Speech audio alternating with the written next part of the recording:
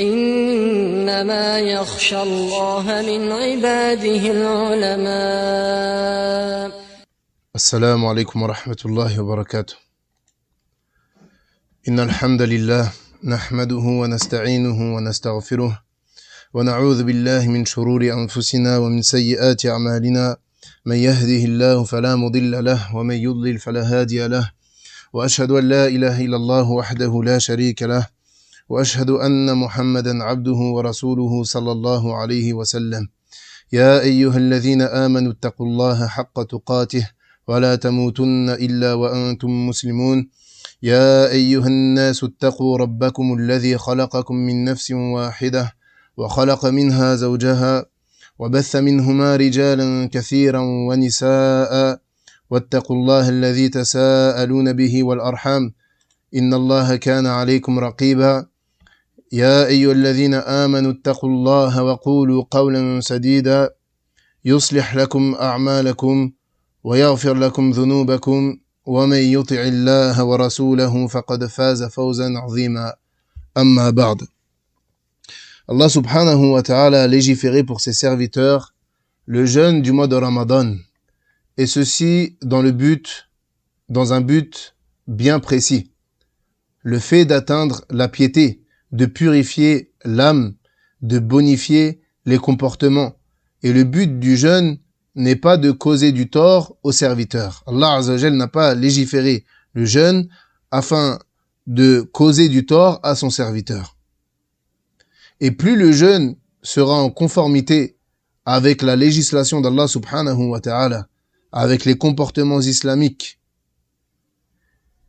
plus la récompense de celui-ci sera grande.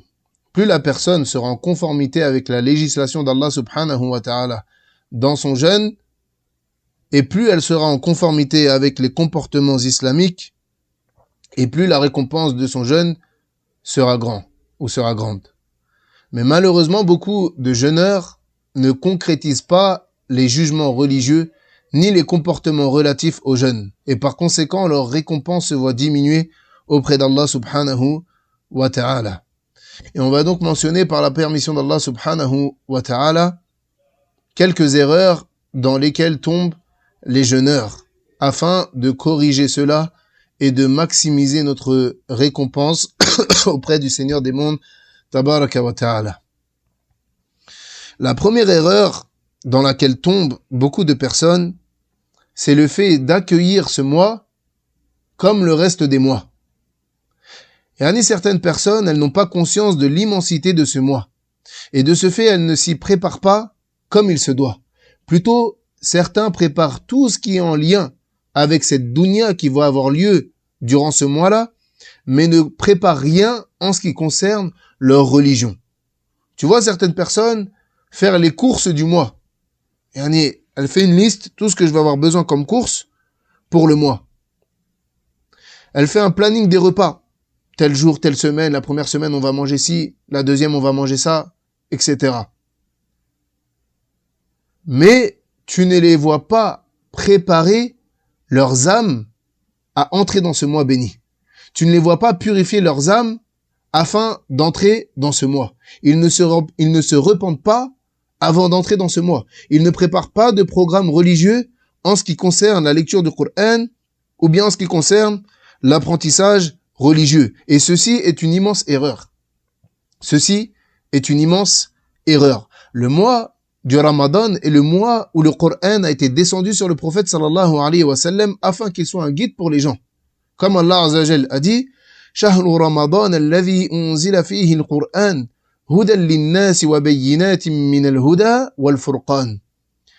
Il dit subhanahu wa ta'ala selon le sens approximatif, ces jours sont le mois de Ramadan, au cours duquel le Coran a été descendu comme guide pour les gens, et preuve claire de la bonne direction et du discernement. Et également, il faut avoir conscience en permanence que le jeûne du mois de Ramadan est le 4e pilier de l'islam. Le jeûne du mois de Ramadan est le 4e pilier de l'islam, comme l'a dit le prophète sallallahu alayhi wa sallam, Bunya al-Islamu ala khams, shahadatu an la ilaha illallah wa anna Muhammadan abduhu wa rasuluh wa iqamu as-salah wa ita'u az-zakah wa hajjul bayt wa sawm Ramadan. Le prophète sallallahu alayhi wa sallam, il dit, l'islam a été construit sur 5 choses. L'islam a été construit sur 5 choses. L'attestation qu'il n'y a pas de divinité digne d'adoration si ce n'est Allah, et que Mohammed est son serviteur et son messager. L'accomplissement de la prière, l'acquittement de la zakat, le pèlerinage à la maison sacrée et le jeûne du mois de Ramadan. Donc beaucoup de personnes n'ont pas conscience de l'immensité de ce mois-là et elles rentrent dans ce mois comme si c'était un mois normal, comme si c'était les autres mois. Et ceci est une erreur. Ceci est une erreur. Plutôt la personne, elle doit bien se préparer au préalable. Elle doit purifier son âme, se repentir de ses péchés afin de rentrer dans ce mois en étant prêt. Et certaines personnes, elles attendent de rentrer dans le mois de Ramadan pour jeûner. Alors que Allah Azza wa Jalla nous a accordé le mois de Sha'ban, qui se trouve avant le mois de Ramadan, pour préparer nos âmes au jeûne. C'est pour ça qu'il est recommandé, et c'est pour ça que le prophète sallallahu alayhi wa sallam jeûnait énormément durant ce mois. Et personne ne l'a vu jeûner autant en dehors de Ramadan que dans ce mois-là, il n'y en a que dans le mois de Sha'ban. Car il comporte un mérite, et également, c'est une préparation pour le serviteur. C'est une préparation pour le serviteur, afin qu'il puisse entrer dans le mois de Ramadan en étant prêt, physiquement et également spirituellement, par le fait qu'il se soit repenti de ses péchés, etc. Donc ça, c'est la première erreur. La deuxième erreur, c'est le fait de jeûner, mais de ne pas prier. Le fait de jeûner, mais de ne pas prier. Et ceci fait partie des plus grosses erreurs et des plus immondes, et des plus graves péchés. Ceci fait partie des plus graves erreurs et des plus grands péchés. Tamam, le fait que la personne, elle s'acquitte de son jeûne, mais par contre, elle n'accomplit pas la prière. En revanche, elle n'accomplit pas la prière. Et ceci, comme on l'a dit, fait partie des plus grosses erreurs que tu puisses faire. Taïb. En premier lieu, il faut prendre conscience de l'importance de la prière. En premier lieu. La prière, il faut savoir que c'est la seule adoration qui a été rendue obligatoire sans intermédiaire entre Allah subhanahu wa ta'ala et son prophète. Lorsque le prophète sallallahu alayhi wa sallam, lors de la nuit de Al-Isra ou Al-Mi'raj, il est monté au 7e ciel, Allah Azza wa Jalla lui a imposé ses prières. Sans intermédiaire de Jibril alayhi salam. Donc parmi les plus grands mérites de la prière, le fait que elle a un mérite particulier, notamment dans la transmission d'Allah Azza wa Jalla au prophète sallallahu alayhi wa sallam. Et également, il faut savoir que la prière, c'est également la seule adoration qui a été rendue obligatoire à la Mecque avec la croyance, avec la ilaha illallah. Le prophète sallallahu alayhi wa sallam est resté 10 années à Mecca, lorsqu'il a reçu la révélation, à appeler les gens au tawhid, à appeler les gens à adorer Allah subhanahu wa ta'ala seul, sans associer, à adorer uniquement Allah subhanahu wa ta'ala seul, sans rien lui associer, pendant 10 années. Et au bout de la 10e année, la prière a été rendue obligatoire. Puis le prophète sallallahu alayhi wa sallam a prié durant 3 années à la Mecque, puis ensuite il a accompli la hijra. El-Muhim, parmi les plus grands mérites, mérites de la prière, le fait qu'elle est la seule adoration qui était présente à la Mecque avec le tawhid. Et également, il faut savoir que la prière, c'est la première chose sur laquelle le serviteur va être questionné. عن أبي هريرة رضي الله عنه قال قال رسول الله صلى الله عليه وسلم إن أول ما يحاسب به العبد يوم القيامة من عمله صلاته فإن صلحت فقد أفلح وأنجح وإن فسدت فقد خاب وخسر. Le prophète sallallahu alayhi wa sallam, il dit d'après Abu Hurayrata radiyallahu anhu, la première chose sur laquelle sera questionné le serviteur le jour de la résurrection, parmi ses œuvres, c'est la prière. si elle est bonne, si elle est valide, alors il aura certes réussi et se sera sauvé. Il aura certes réussi et se sera sauvé. Et il dit, dans le cas où elle n'est pas bonne, où elle est invalide, naam, eh bien, il aura certes perdu. Il aura certes perdu. Également, il faut savoir que celui qui accomplit ses prières comme il se doit, eh bien, il y a un pacte entre lui et Allah subhanahu wa ta'ala qui lui pardonne. Le prophète sallallahu alayhi wa sallam a dit, خمس صلوات افترضهن الله تعالى من أحسن وضوءهن وصلاهن لوقتهن وأتم ركوعهن وخشوعهن كان له على الله عهد أن يغفر له ومن لم يفعل فليس له على الله عهد إن شاء غفر له وإن شاء عذبه. Le prophète sallallahu alayhi wa sallam a dit 5 prières qu'Allah azza wa jalla a rendues obligatoires. Celui qui les complète, ou bien celui qui parfait ses ablutions, et qui les prie dans leur temps, et qui complète le recours, c'est-à-dire qu'il accomplit le recours parfaitement, et il y a la présence de recueil dans cette prière-là, que son cœur est recueilli. Il dit, cette personne-là, elle a un pacte avec Allah Azza wa Jal qui lui pardonne. Quant à celui qui ne fait pas toutes ces choses qu'on a citées, eh bien, lui, il n'a pas de pacte avec Allah Azza wa Jal. Si Allah veut, il lui pardonne. Si Allah veut, il le châtie. Donc ici, on parle de celui qui a accompli et parfait ces 5 prières.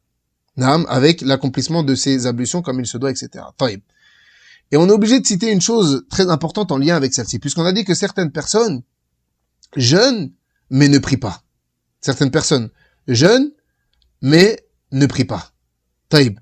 Du coup, on va parler du jugement de celui qui délaisse la prière.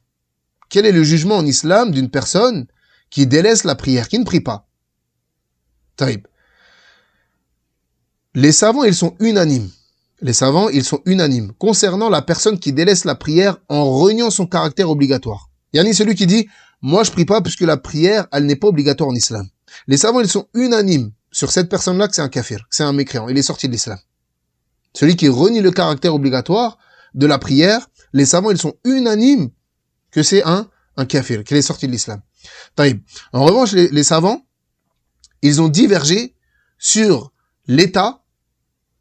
le jugement de celui qui délaisse la prière, non pas en reniant son caractère obligatoire, mais parce que il la délaisse par paresse.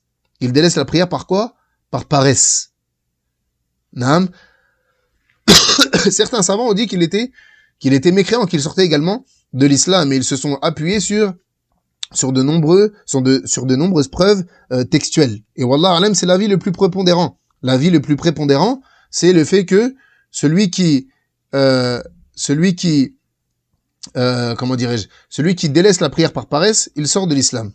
Selon l'avis le plus prépondérant. Taïb, Allah Azza wa Jalla dit, in tabu wa aqamu as-salah wa atau az-zakah fa ikhwanukum fi ad-din. Il dit, mais s'ils se repentent, accomplissent la prière et s'acquittent de la zakat, ils deviendront vos frères en religion. S'ils se repentent, accomplissent la prière, s'acquittent de la zakat, alors ils deviendront vos frères en religion, à condition qu'ils accomplissent la prière et s'acquittent de la zakat. Également, Allah Azza wa Jalla dit, ma salakakum fi saqar, qalu lam naku min al-musallin. Il dit, Allah subhanahu wa ta'ala, en s'adressant aux gens qui seront en enfer, qu'est-ce qui vous a amené à Saqar? Yani Saqar, un des noms de l'enfer. Ils diront, nous n'étions pas de ceux qui faisaient la prière. Également, le prophète sallallahu alayhi wa sallam a dit, Al-ahadu alladhi baynana wa baynahum as-salah, faman tarakaha faqad kafar. Ils disent, le pacte qu'il y a entre nous et eux est la prière. Celui qui la délaisse, il aura certes mécru. Également, il dit, sallallahu alayhi wa sallam, ce qui sépare l'homme de la mécréance et du polythéisme, c'est le fait de délaisser la prière. Et également, عن Abdullah ibn Shaqiq التابعي رحمه الله تعالى يقول كان أصحاب محمد صلى الله عليه وسلم لا يرون شيئا من الأعمال تركه كفر غير الصلاة. Il dit à Abdullah ibn Shaqiq, qui faisait partie des tabi'i, ou bien des tabi'in, rahimahullah ta'ala, il dit les compagnons du prophète sallallahu alayhi wa sallam ne voyaient pas le délaissement d'une œuvre comme étant de la mécréance, si ce n'est la prière. Taïb. Toutes ces preuves pour montrer que quoi? Que l'avis le plus prépondérant, c'est que celui qui délaisse la prière, il sort de l'islam. Certains savants, notamment Cheikh Ibn Baz, rahimahullah ta'ala, il est d'avis que celui qui délaisse une prière, il sort de l'islam. Et Annie, tout ça pour dire quoi? Que même celui qui n'est pas d'avis que celui qui délaisse la prière par paresse, il sort de l'islam, le simple fait que les savants, ils ont divergé sur sa mécréance ou non, te montre à quel point c'est grave de délaisser la prière. Et sache que la prière, elle a été appelée as-salah. As-salah, ça vient de as-sila. As-sila, c'est le lien. Yani la prière, c'est le lien entre toi et ton Seigneur, subhanahu wa ta'ala. Celui qui le coupe, il a certes coupé le lien entre lui et son Seigneur. Tabaraka wa ta'ala. Yani comment est-ce qu'une personne, elle espère obtenir la baraka sur terre, obtenir la baraka dans ses enfants, dans son argent, dans ses projets, dans toutes ces choses-là, si elle coupe le lien entre elle et son Seigneur, subhanallah. Et également, le prophète sallallahu alayhi wa sallam, il dit, أقرب ما يكون العبد من ربه في السجود فاستكثروا الدعاء أو فأكثروا الدعاء أقرب ما يكون العبد من ربه في السجود فاكثروا من الدعاء. Il dit le prophète sallallahu alayhi wa sallam, le moment où le serviteur est le plus proche de son Seigneur, c'est lorsqu'il est en prosternation. Multipliez donc les invocations. Yani celui qui ferme la porte de la prière, il s'est fermé une porte immense dans sa dunya et dans son au-delà. Donc du coup, en partant du principe que celui qui délaisse la prière, il sort de l'islam, alors son jeûne est invalide. Yani celui qui jeûne mais qui ne prie pas, son jeûne n'est pas valide. Pourquoi? Parce que parmi les conditions de l'acceptation d'une œuvre, le fait que tu sois musulman. Allah Azza wa Jalla n'accepte pas des koufars. Allah Azza wa Jalla n'accepte pas les œuvres des non-musulmans. Donc si on part du principe que celui qui délaisse la prière, il sort de l'islam, alors comment est-ce qu'Allah Azza wa Jalla pourra accepter son jeûne? Yani, tu as fait une des choses les plus dures. Le jeûne fait partie des choses les plus dures physiquement. Yani, acquitte-toi de cette prière-là. Donne de la place, donne de l'importance à cette prière-là. La prière, c'est le deuxième pilier de l'islam. Comment est-ce qu'une personne veut obtenir la baraka dans sa vie, dans ses biens, dans ses enfants, dans sa progéniture, dans son mariage, dans ses projets, si elle ne pose même pas son front au sol? Si elle ne pose même pas son front au sol. Et Allah subhanahu wa ta'ala, il dit, وَوَيْلٌ لِلْمُصَلِّينَ الَّذِينَ هُمْ عَنْ صَلَاتِهِمْ سَاهُونَ الَّذِينَ هُمْ يُرَاءُونَ وَيَمْنَعُونَ الْمَاعُونَ. Il dit, malheur donc à ceux qui prient. Subhanallah. Malheur à qui? À ceux qui prient. Tout en négligeant et en retardant leurs prières, qui sont pleins d'ostentation et refusent l'ustensile à celui qui en a besoin. Et ici, Allah Azza wa Jalla, dans le Coran, il dit, malheur à celui qui prie en négligeant et en retardant sa prière. Que dire de celui qui prie pas aslan? Si Allah Azza wa Jalla, il dit, malheur à celui qui prie en retardant sa prière, que dire de celui qui prie pas du tout? Wal'iyadhu billah. Donc la personne, il faut qu'elle fasse un effort. Pendant Ramadan et en dehors de Ramadan. Mais il faut qu'elle fasse un effort concernant la prière. Il faut qu'elle fasse un effort concernant la prière. La prière, c'est la base, c'est l'asl. C'est un des piliers de ta religion. Vis ta vie en fonction de ta prière. Ne mets pas la prière, Yani, comme certains font. Yani, je rattrape tout le soir, je vais au travail, je fais toute ma vie, et le soir, je rentre, et voilà, je me débarrasse. Je me débarrasse de mes prières, de mon obligation. Là, la prière, c'est un rappel. Allah Azza wa Jalla t'appelle 5 fois par jour pour que tu puisses avoir un rappel fréquent dans cette journée-là. C'est quoi la faïda? C'est quoi le bénéfice si tu pries ces 5 prières-là le soir en rentrant chez toi? Inna salata kana ala al-mu'minin kitaban mawquta. Et certes, la prière a été prescrite certes, la prière a été rendue obligatoire à des temps prescrits. La prière, elle a des temps. Donc également, non seulement celui qui jeûne sans prier, mais celui qui fait sortir la prière de son temps. Et également, les ulama, ils ont divergé. Est-ce que celui-ci rattrape sa prière ou pas? Cheikh el-Islam Taymiyya, il dit celui qui fait sortir la prière de son temps sans excuse valable, alors Allah, il accepte pas sa prière. même s'il a prié 100 fois. Parce que la prière, elle a un temps imparti. À partir du moment où tu as fait sortir cette prière-là de son temps, sans excuse valable, religieusement parlant, alors, il n'y a plus lieu. C'est comme si tu fais la prière, c'est comme si tu jeûnes le mois de Ramadan au mois de Sha'ban, au mois de Dhul Hijjah. C'est pas son temps. Est-ce que si tu pries le mois de Ramadan au mois de Dhul Hijjah, Allah Azza wa Jalla, il va accepter ton mois de Ramadan? Là. Car c'est pas comme ça qu'Allah Azza wa Jalla te l'a légiféré, tout comme la prière. Il a légiféré à des temps impartis. Naam. Taïb. La troisième erreur qu'on va citer, c'est la perte de temps. La perte de temps. Et parmi les immenses bienfaits qu'Allah Azza wa Jalla, il nous a accordé, ou bien qu'il a accordé à son serviteur, c'est le temps libre. Car le temps libre, il a plus de valeur que l'or et l'argent. Car en réalité, le temps, c'est ta vie. Le temps, ça représente ta vie. Chaque jour qui passe, c'est une partie de toi qui s'en va. Celui qui gâche son temps, il est en réalité en train de gâcher sa vie. Celui qui gâche son temps est en réalité en train de gâcher sa vie. Et celui qui, comme certains ils disent, tue son temps, il est en réalité en train de tuer sa vie. Car ton temps, c'est ton crédit. Ton temps, c'est ton crédit. Et Allah Azza wa Jal, il a, dans de nombreux endroits du Coran, juré par des choses qui se rapportent au temps. Plutôt, il a même juré par le temps lui-même. Lorsqu'il dit « Wal asr, innal insana la fi khusr ». Lorsqu'il dit par le temps, certes l'homme est en perdition. Et lorsqu'Allah Azza wa Jal jure par une chose, c'est pour montrer son importance. Lorsqu'Allah Azza wa Jal jure par quelque chose, c'est pour montrer l'importance de cette chose-là. Donc le temps, il a un mérite particulier. Le temps, c'est quelque chose de très important pour le musulman. Il ne doit pas le gâcher, il ne doit pas perdre son temps, ou bien comme certains disent, tuer son temps, wal'iyadhu billah. Et quelle parole mauvaise. Quelle parole mauvaise. Et comme Cheikh Raslan Hafidhahullah Ta'ala, il disait, si nous on pouvait, on leur achèterait ce temps-là. Il y a ceux qui perdent leur temps, si nous on pouvait, nous on leur achèterait, puisque nous 24 heures ça nous suffit pas dans la journée, pour faire tout ce qu'on a besoin en termes d'adoration, en termes de talabul ilm et toutes ces choses-là. 24 heures ça suffit pas. Et vous gâchez ces heures-là. Nous si on pouvait, on vous l'achèterait. Nous si on pouvait, on vous l'achèterait. Donc le temps libre, ça fait partie des plus grands bienfaits que possède le serviteur, alors qu'il ne s'en rend même pas compte. Et le prophète sallallahu alayhi wa sallam a dit, ni'matan marboun fihima kathirun min an-nas, as-sihha wal faragh. Le prophète sallallahu alayhi wa sallam, il dit, deux bienfaits dont sont insouciants beaucoup de personnes, la santé et le temps libre. Beaucoup de personnes, elles sont insouciantes face à ces deux bienfaits-là, la santé et le temps libre. Lorsque tu es en bonne santé, tu ne profites pas de cette bonne santé-là pour faire, pour utiliser cette bonne santé à bon escient. Au lieu d'aller faire le hajj, tu préfères aller voyager à droite, à gauche, etc. Tu ne profites pas de cette santé-là pour faire ce que tu as besoin de faire pour avancer dans ta religion, etc.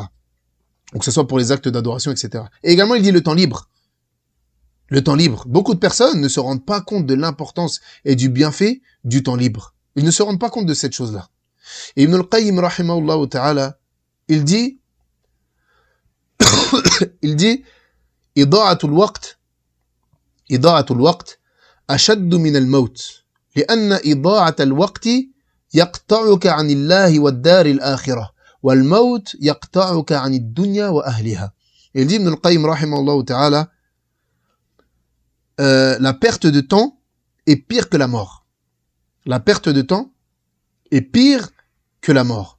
Car la perte de temps, elle te coupe d'Allah et de la demeure de l'au-delà. La perte de temps, elle te coupe d'Allah Azza wa Jal et de la demeure de l'au-delà. Quant à la mort, elle te coupe de cette dunya et de ceux qui y habitent.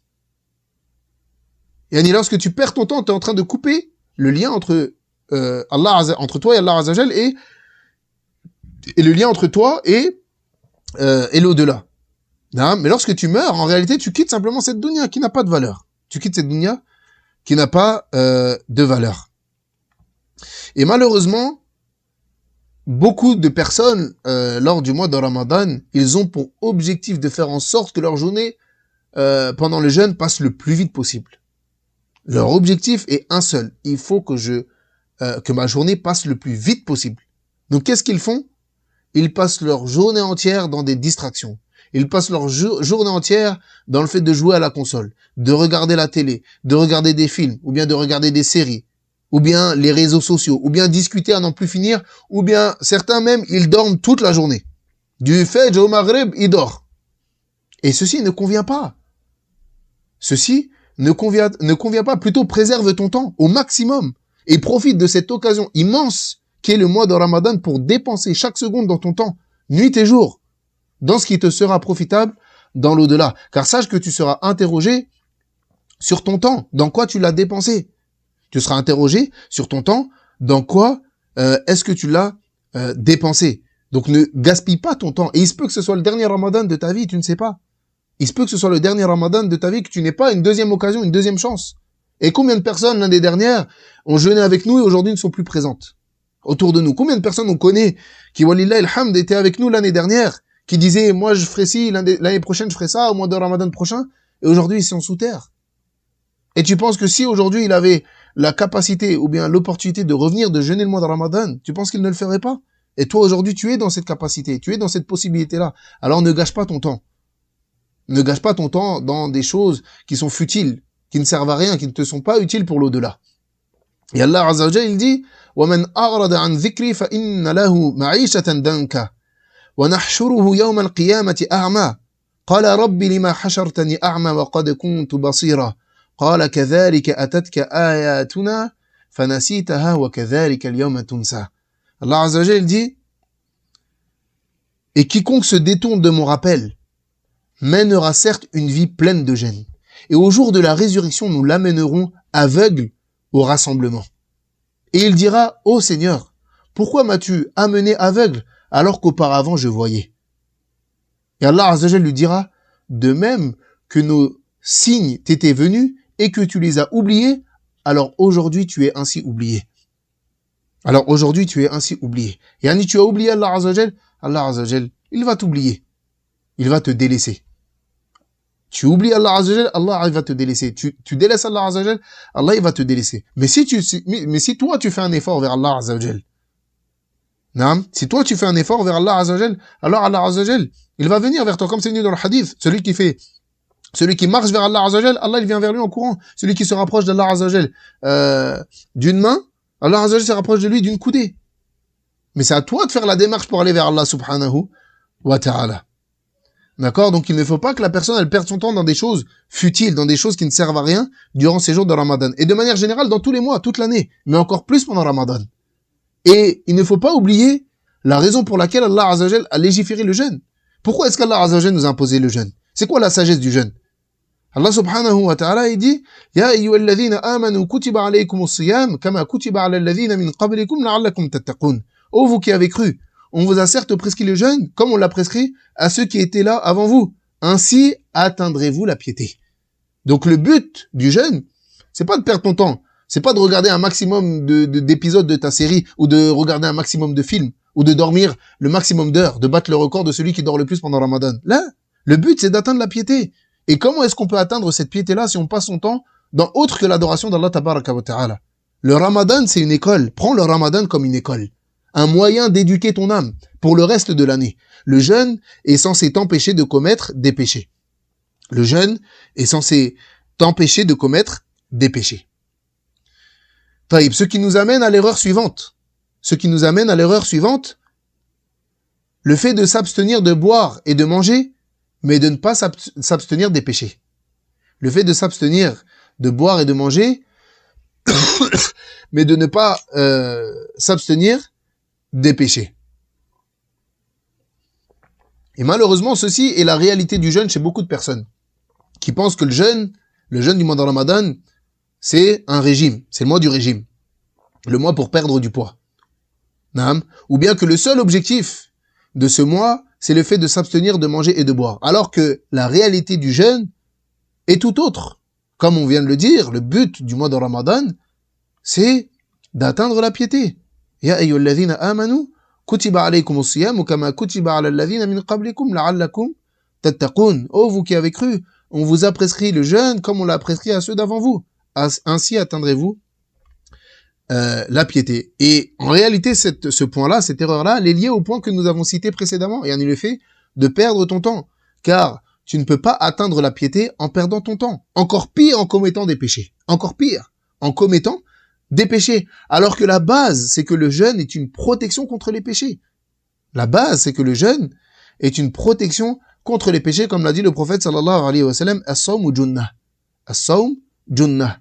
Le jeûne, c'est un bouclier. Le jeûne est un bouclier contre quoi? Contre les péchés. Et également, une preuve de cela, c'est que le prophète sallallahu alayhi wa sallam, il a dit, oh vous les jeunes, celui d'entre vous qui a la capacité, qu'il se marie. Car cela facilite le fait de préserver sa chasteté et le fait de baisser le regard. Quant à celui qui ne peut pas, qu'est-ce qu'il fasse? Qu'il jeûne. Ce sera pour lui une protection. Donc le jeûne, il est censé, il est censé te préserver des péchés.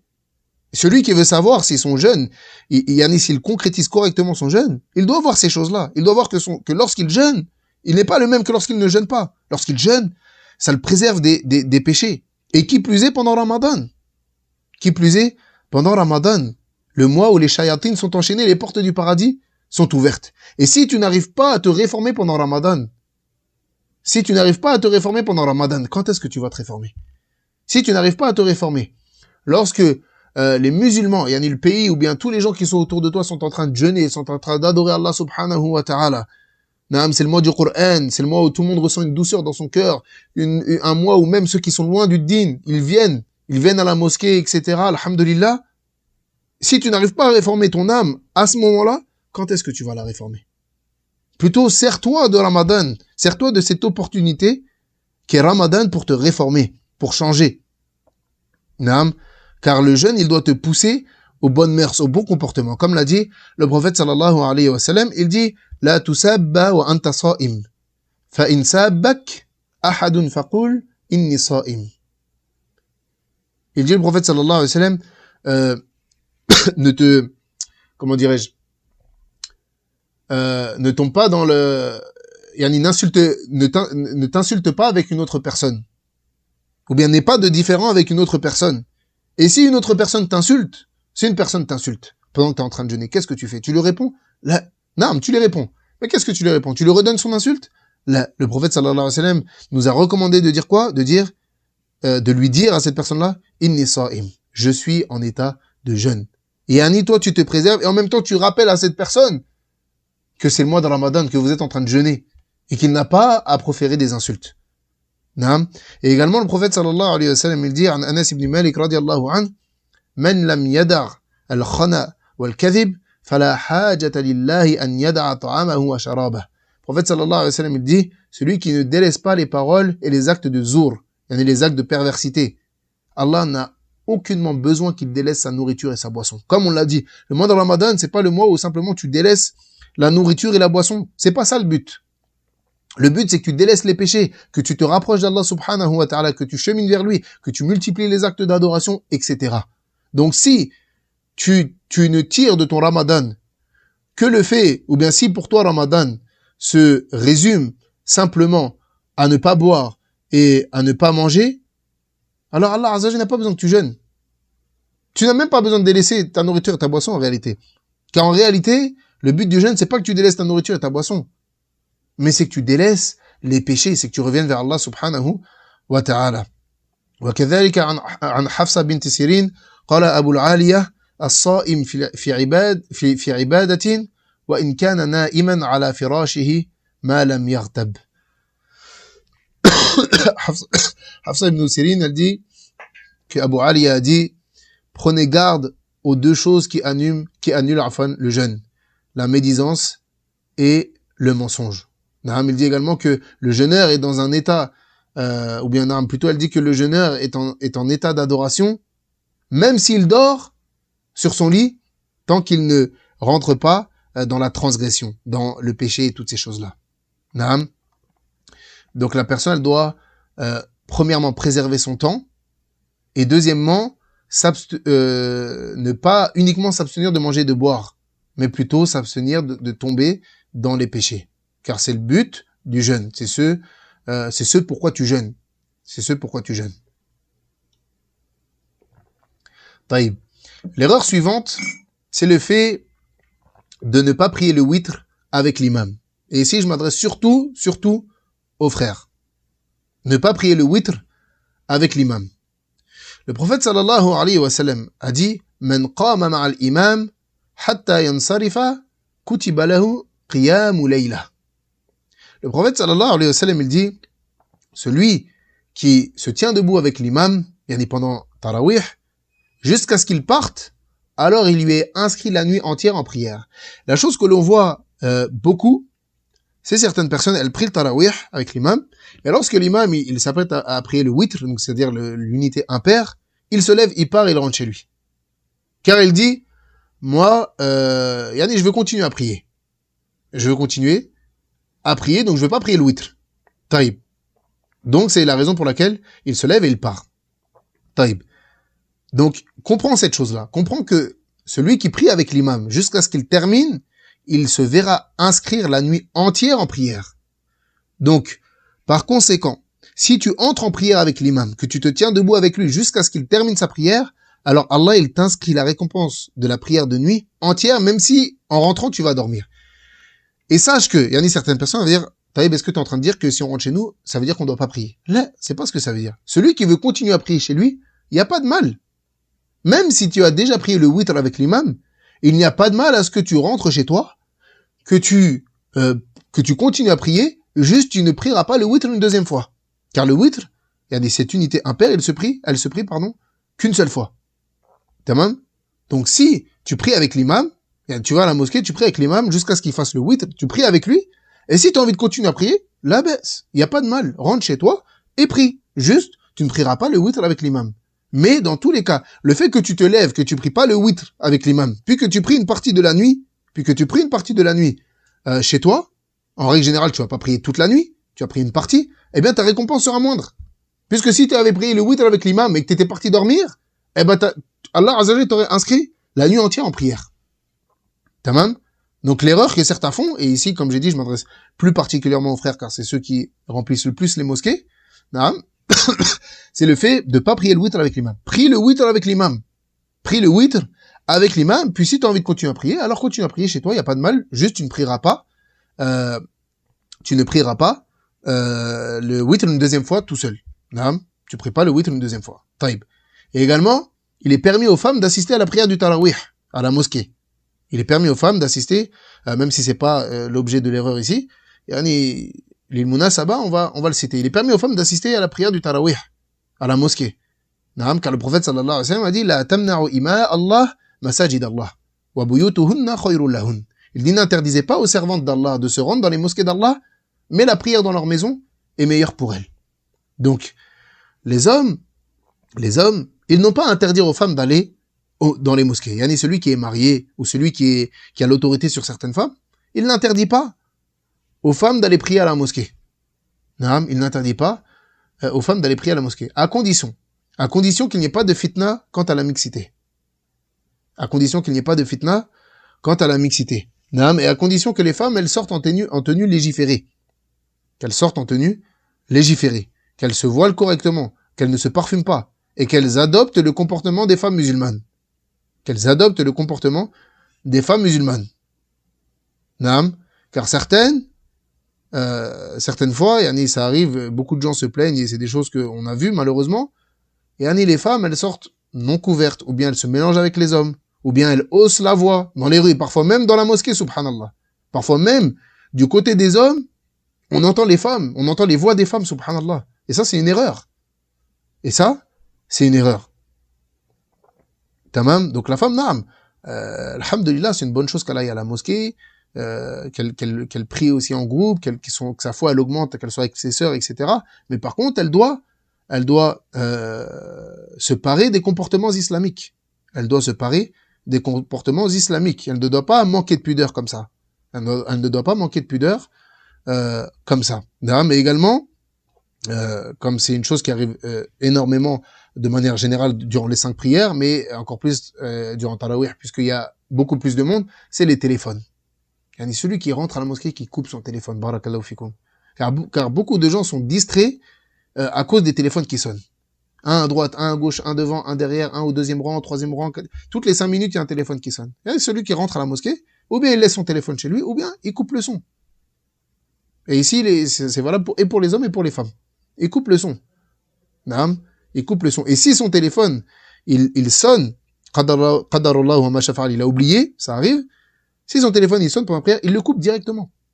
Il le coupe directement, afin de ne pas gêner les autres. Naam. Taïb. Également parmi les erreurs commises pendant Ramadan, le fait de prier le tarawih de manière non légiférée. Le fait de prier tarawih de manière non légiférée. Naam. Donc le jeûne, c'est un acte d'adoration. Comme tous les actes d'adoration, il faut que le serviteur il réunisse deux conditions. Al-ikhlas wal-mutaba'a. La sincérité et le suivi méticuleux du prophète sallallahu alayhi wa sallam, afin que cet acte soit accepté.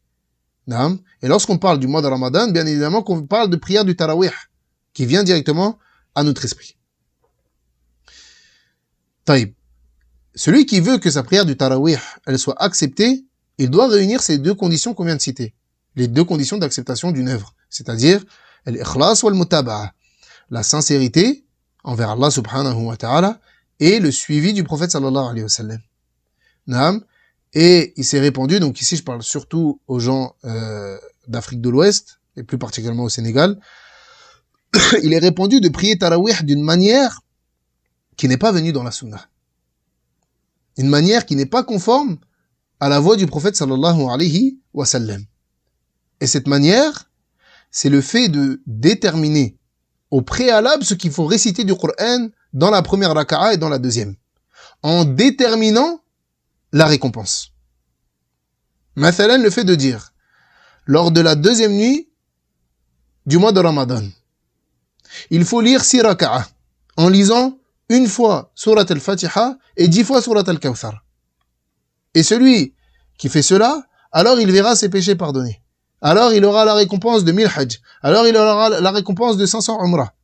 Alors il rentrera au paradis. Alors tous ses péchés seront pardonnés. Alors Allah il accepte ses œuvres, etc., etc., etc. Taïb. Sachez que cet acte-là, barakallahu fikum, il n'a aucun fondement en islam. Pourquoi? Parce que s'il avait un fondement dans l'islam, le prophète sallallahu alayhi wa sallam nous aurait informés. Le prophète alayhi salatu wa sallam, il a transmis la religion dans son entièreté. Et Allah subhanahu wa ta'ala, il l'a choisi pour être l'intermédiaire entre lui et les hommes. Allah subhanahu wa ta'ala, il a choisi le prophète sallallahu alayhi wa sallam pour être l'intermédiaire entre lui et les hommes. Donc comment est-ce qu'une personne, elle pourrait avoir connaissance d'une chose dans la religion d'Allah subhanahu wa ta'ala alors que le prophète sallallahu alayhi wa sallam ne le sait pas lui-même? Et ce que je veux dire, c'est que si cet acte-là, il est réellement légiféré, d'où est-ce que vous sortez cette chose-là? Naam. D'où est-ce que cet acte-là, il provient? S'il provient, si c'est un acte qui est légiféré dans l'islam, alors il y a forcément un texte qui le légifère. Pourquoi est-ce que tu pries? Parce qu'il y a un texte qui légifère. Pourquoi est-ce que tu jeûnes? Parce qu'il y a un texte qui légifère. Pourquoi tu te maries? Parce qu'il y a un texte qui légifère. Pourquoi est-ce que tu fais le hajj? Pourquoi est-ce que tu fais la umrah? Comment tu fais le hajj? Comment tu fais la umrah? Tout ça, c'est venu dans des textes. Taïb. Si cette chose-là fait réellement partie de l'islam, alors il y a forcément un texte. Et on dit, il n'y a pas de texte. Il n'y a pas de texte qui parle de ces choses-là. Le fait de déterminer une chose en déterminant la récompense au préalable. Et comme je le dis, si cette chose-là ne provient pas du prophète sallallahu alayhi wa sallam, alors comment est-ce qu'une autre personne peut déterminer cette chose-là? Comment est-ce qu'une personne peut savoir que celui qui fait tel acte, alors sa récompense sera tel acte si c'est ni Allah azza wa jal, ni le prophète sallallahu alayhi wa sallam qui nous a informés? Ce n'est pas possible. Ce n'est pas possible. Et sachez que alhamdulillah, celui qui, le musulman, sa religion, elle est basée sur des fondements. C'est ça l'islam. L'islam, c'est pas comme ça. À droite, gauche, si je prends le vent vers la droite ou vers la gauche, quand le vent, il va vers la droite, je vais vers la droite, quand il va vers la... Là, l'islam, il y a des fondements. Et parmi les fondements de l'islam, le fait que, il est interdit de faire un acte d'adoration, la base dans les actes d'adoration, c'est l'abstention. Sauf si un texte, il dit que tu peux faire cette chose-là. Et la base dans les choses mondaines, c'est l'inverse. C'est, le fait que ce soit mubah, c'est le fait que ce soit yajouz, c'est l'ibaha, c'est le fait que ce soit permis. Et sauf si un texte, il va dire c'est haram. Donc la base dans les actes d'adoration, c'est interdit. C'est-à-dire que tu fais aucun acte d'adoration, rien. Sauf si un texte vient le légiférer. Alors dans ce cas-là, tu le fais. S'il n'y a pas de texte, tu fais pas. Tamam. Donc celui qui veut confronter ma parole avec les textes, qui cherche le texte où le prophète sallallahu alayhi wa sallam, il nous a recommandé, ou bien il a dit cette chose-là, le fait de prier telle nuit, il y a telle récompense, en priant, en récitant telle chose et telle chose et telle chose. Qu'il cherche. S'il trouve, alhamdulillah, il trouvera pas. Il trouvera pas. Tamam? Et s'il ne trouve pas, alors qu'il s'abstienne. Alors, qu'il s'abstienne. Tamam? Car, en réalité, le fait de faire ça tombe dans l'innovation. Dans le fait de faire un acte qui ne fait pas partie de la religion d'Allah subhanahu, le fait d'adorer Allah subhanahu wa ta'ala d'une manière non légiférée, d'une manière qui n'est pas acceptée par Allah azza wa jal. Et le prophète sallallahu alayhi wa sallam l'a dit lui-même. Man ahdatha fi amrina hadha ma laysa minhu, fahuwa rad. رواه البخاري مسلم وفي رواية لمسلم من عمل عملا ليس عليه أمرنا فهو رد. Le prophète sallallahu alayhi wa sallam dit celui qui innove un acte qui ne fait pas partie de notre œuvre verra son acte rejeté. Et dans la riwaya de Muslim, il dit celui qui œuvre une œuvre qui ne fait pas partie de notre ordre verra son acte rejeté. Yani, c'est pas ma parole à moi. C'est la parole du prophète sallallahu alayhi wa sallam qui est venu où? Dans le Bukhari et Muslim, les deux livres les plus authentiques après le Coran. Donc c'est pas ma parole à moi, c'est le prophète sallallahu alayhi wa sallam qui te dit si tu fais un acte innové, c'est-à-dire qu'il fait pas partie de l'islam, mais que tu le fais en pensant que ça fait partie de l'islam et que tu l'affilies à un acte d'adoration, alors ton acte sera rejeté. Et il ne sera pas accepté auprès d'Allah azza wa jal. Et pire encore, tu auras un péché, car l'innovation est un péché. Et de manière générale, aux personnes qui font ces choses-là, il faut savoir que c'est pendant le tarawih, mais c'est également dans d'autres occasions, mais lors d'un décès. Parfois on dit oui, il faut réciter 1000 fois surat al-Ikhlas pour le décès de Foulen, etc. Taïb. D'où est-ce que vient cette chose-là? Est-ce que c'est le prophète sallallahu alayhi wa sallam qui nous a dit de faire ça? Si le prophète sallallahu alayhi wa sallam nous a dit de faire ça, on va être les premiers à le faire. Le prophète sallallahu alayhi wa sallam nous a pas rapporté de faire ça. Donc comment est-ce que tu veux et tu peux adorer Allah azza wa jal avec un chemin qui est autre que le chemin du prophète sallallahu alayhi wa sallam, alors c'est lui qui a été envoyé pour nous. Alors que c'est lui qui a été envoyé pour nous. Tu ne peux pas suivre un autre chemin que le prophète sallallahu alayhi wa sallam pour cheminer vers Allah azza wa jal. Et le prophète sallallahu alayhi wa sallam, il dit Man ata'ani dakhala al-jannah wa man asani il dit kullu ummati yadkhuluna al-jannah illa man aba. وقال قال الصحابة رضي الله عنهم ومن أبى قال من أطاعني دخل الجنة ومن عصاني فقد أبى. Le prophète sallallahu alayhi wa sallam, il dit toute ma communauté rentrera au paradis sauf celui qui refuse. Les compagnons se sont étonnés. Comment est-ce qu'une personne peut refuser le paradis? Donc ils ont demandé qui va refuser le paradis? Le prophète sallallahu alayhi wa sallam, il a répondu celui qui m'obéit, alors il rentrera au paradis. Quant à celui qui me désobéit, alors il aura certes refusé. Pourquoi? Parce que moi je suis venu, moi le prophète sallallahu alayhi wa sallam, je suis venu. Je vous ai montré la voie à suivre. Je vous ai dit, je vous ai montré les actes d'adoration qui sont légiférés. Je vous ai dit, prenez ce chemin, accomplissez les 5 prières, acquittez-vous de la zakat, accomplissez le hajj. Attestez qu'il n'y a pas de divinité digne d'adoration si ce n'est Allah subhanahu wa ta'ala et que je suis son serviteur et son messager. Je vous ai éclairci le chemin. Maintenant, celui qui veut pas le prendre, c'est lui qui a refusé. Tamam? Donc celui qui veut adorer Allah subhanahu wa ta'ala, celui qui veut adorer Allah subhanahu wa ta'ala, qui veut obtenir la récompense de sa prière de nuit et de sa prière générale, alors qu'il accomplisse ses actes d'adoration conformément à la sunna du prophète sallallahu alayhi wa sallam. Yani, si tu veux prier tarawih, récite de ce que tu connais. Alhamdulillah, il n'y a pas à dire ouais, je vais réciter ça et la récompense sur ça. Là, prie ce que tu connais, alhamdulillah. Si t'as envie, il n'y a pas de mal à prier, comme on l'a dit, il n'y a pas de mal à prier 6 raka'a, réciter le Fatiha, de réciter le Kawthar. Il n'y a pas de mal, alhamdulillah, au contraire. Mais le fait que tu aies une croyance vis-à-vis de ça, et que tu penses que le fait que tu fasses cette chose-là, tes péchés seront pardonnés, ou bien tu auras la récompense de 1000 hajj, etc., elle est là le problème. Parce que là, le problème, il est dans la croyance. Et il se reflète dans quoi? Dans les actes, du coup. Non. Également, parmi les erreurs du Ramadan, qui est un peu en lien avec ce qu'on est en train de dire, c'est le fait de faire une prière spécifique le dernier vendredi du mois de Ramadan. Le fait de faire une prière spécifique le dernier vendredi du mois de Ramadan. Dans le but de quoi? Dans le but de réparer toutes les prières manquées de l'année passée. Ceci également n'est pas venu dans la sunna, ni dans le Coran, ni dans la sunna. Cet acte également ne fait pas partie de la sunna du prophète sallallahu alayhi wa sallam. Comme on l'a dit au début, la prière elle a un temps précis, elle a un temps imparti. Si tu ne pries pas ta prière durant ce temps-là, Allah azza wa jalla ne l'accepte pas. Comment est-ce que tu peux faire une prière qui répare toutes les prières? Là, si le prophète sallallahu alayhi wa sallam nous avait informé de cela, taïb. Mais Qui est l'auteur de cette parole-là? Est-ce que c'est le prophète sallallahu alayhi wa sallam? Là. Taïb, s'il y avait un mérite aussi grand, est-ce que vous pensez vraiment? Regardez, je vous pose une question. Est-ce que vous pensez vraiment qu'un tel mérite, le fait d'avoir une prière qui répare toutes nos prières manquantes de toute l'année, le prophète sallallahu alayhi wa sallam ne va pas nous informer de cela? Yani, si vous pensez réellement ça, c'est que vous pensez en mal sur le prophète sallallahu alayhi wa sallam. Lui qui a été envoyé rahmatan lil alamin, qui a été envoyé comme miséricorde pour les mondes. Et l'imam Malik, rahimahullah ta'ala, il dit, man ibtada'a fil islam bid'atan wa yara annaha hasana faqad dhanna anna Muhammadan khana ar-risala. Il dit l'imam Malik, rahimahullah ta'ala, il dit, celui qui innove une chose dans l'islam et qu'il voit comme étant bonne, yani celui qui pense qu'il y a une bonne innovation en islam, il aura certes pensé que Mohammed sallallahu alayhi wa sallam a trahi le message. Pourquoi?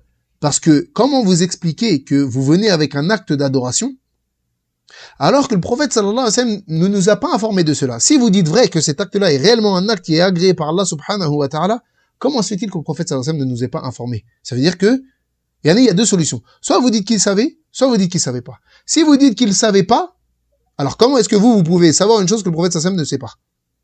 Donc vous êtes réfuté vous-même.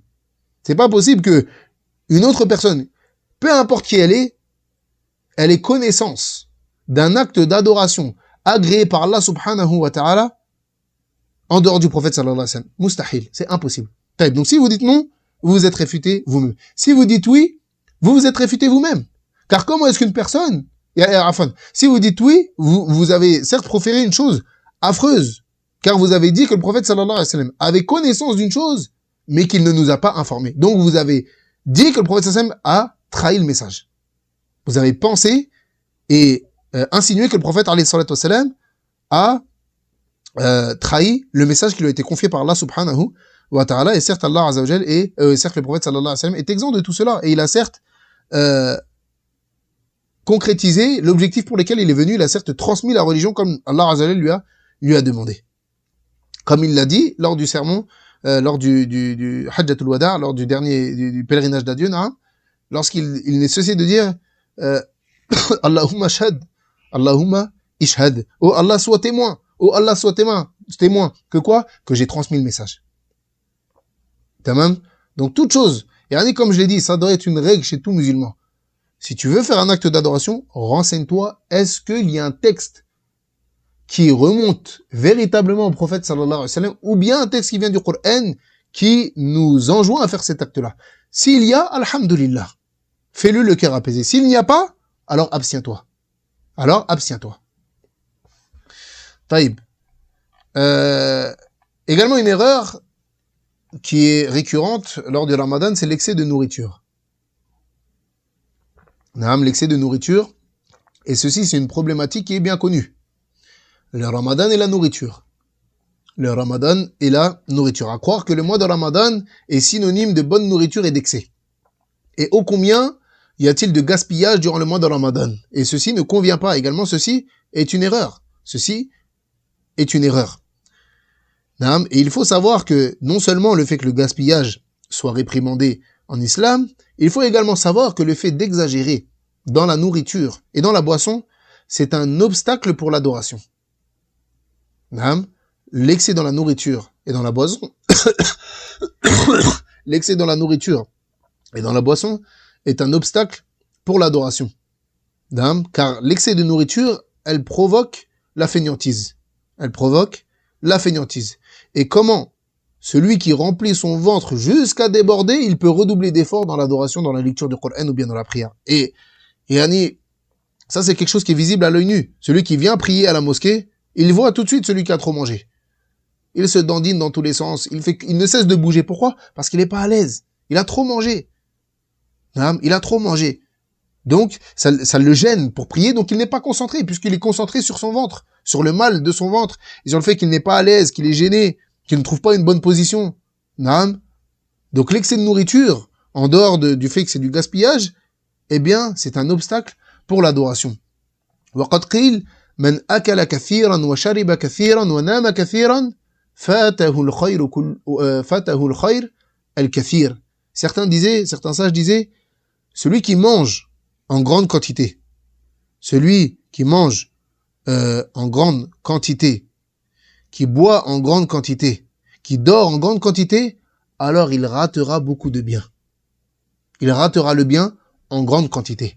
Et le prophète sallallahu alayhi wa sallam a dit, ما ملأ آدمي وعاء شرا من بطن بحسب ابن آدم أكلات يقمن سلبه فإن كان لا محالة فثلث لطعامه وثلث لشرابه وثلث لنفسه. Il dit le prophète sallallahu alayhi wa sallam, le fils d'Adam n'a pas rempli un récipient qui soit pire que son ventre. Il lui suffit pourtant de manger quelques bouchées pour se maintenir debout. Cependant, s'il lui faut plus que cela, s'il lui faut plus que quelques bouchées, alors qu'il laisse un tiers pour sa nourriture, un tiers pour sa boisson et un tiers pour sa respiration. Quelques bouchées en réalité te suffisent à rester debout, à ne pas mourir de faim. Mais si tu as besoin de plus, si tu veux ajouter à cela, alors fais-le comme le prophète sallallahu alayhi wa sallam l'a recommandé. Un tiers de ton ventre, de ton estomac, pour la nourriture. Un tiers pour la boisson et un tiers pour respirer. Et également, le fait d'exagérer dans la consommation de nourriture et de boisson, ça vient contredire une des sagesses du Ramadan, qui est le fait de ressentir la faim. De te mettre à la place des gens qui ne mangent pas, ou bien qui ne mangent pas à leur faim. Tu ressens ce qu'ils ressentent. Toi, ce mois-là, c'est leur vie. Ce que tu ressens durant ce mois-là, et alhamdoulilah, toi, tu coupes ton jeûne. Il se peut qu'il y en ait qui ne coupent même pas leur jeûne. Et la dernière erreur qu'on va citer, c'est le fait de retarder l'iftar. Et de précipiter le suhour. Le fait de retarder l'iftar et de précipiter le suhour. Le fait que la personne, elle retarde le fait de rompre son jeûne lors de l'adhan du maghrib. Elle retarde cela. Et également, elle précipite le fait de manger le matin. Pourquoi? Car la sunna, c'est l'inverse. La sunna, c'est que tu t'empresses de rompre ton jeûne et que tu retardes au maximum le sahur, tout en faisant attention que de manger avant l'adhan, mais que tu le retardes un maximum. C'est ça la sunna. Comme c'est venu dans le hadith عن أنس رضي الله عنه أن زيد ابن ثابت رضي الله عنه حدثه أنه تسحر مع النبي صلى الله عليه وسلم ثم قاموا إلى الصلاة قلت أي أنس كم بينهما قال قدر 50 آية. Anas radiallahu anhu, il dit que Zayd ibn Thabit radiallahu anhu lui a rapporté qu'un jour il a mangé le matin, tasahharu, il a pris le repas du matin, lors de Ramadan, avec le prophète sallallahu alayhi wa sallam. Puis ensuite ils se sont levés pour la prière. Et Anas il lui a demandé combien entre les deux, combien de temps entre le repas et la prière. Il dit environ 50 ayah, l'équivalent de 50 versets que tu récites. Naam. Donc ici on voit l'erreur, et une chose qui ne fait également pas partie de la sunna, ce qu'ils appellent al-imsak. 15 minutes, ils te disent de ne plus manger 15 minutes avant l'adhan.